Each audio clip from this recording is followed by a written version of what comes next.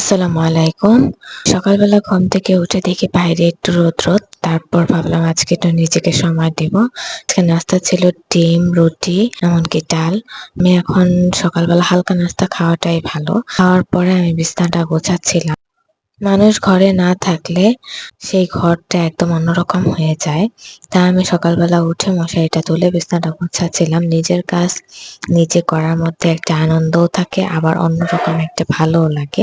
নিজের কাজ নিজে করাটা অনেক ভালো মনে হয়। বিছানাটা গোছানোর পর আমি বিছানাটা ভালো করে সুন্দর করে ঝাড়ু দিয়ে নিচ্ছি। ঝাড়ু দেওয়ার পর দেখেন বিছানার লুকটা একদম চেঞ্জ হয়ে গেছে। তারপর আলমারি থেকে ২ টা শাড়ি বের করলাম। শাড়ির কালারটা অনেক সুন্দর ছিল। আমার কাছে এই শাড়িটা খুবই ভালো লাগছিল। আপনাদের কার কাছে কোন শাড়িটা ভালো লাগছে বা কালারটা পছন্দ সেটা আমাকে কমেন্ট করে জানাবেন। তো আমার কাছে এই কালারটা খুব পছন্দ ছিল। তো আমি কি করব দেখছিলাম শাড়িটা কি করব, কিন্তু কিছুই বুঝতে পারছিলাম না। শাড়িটা অবশ্য আমার গিফটের শাড়ি ছিল।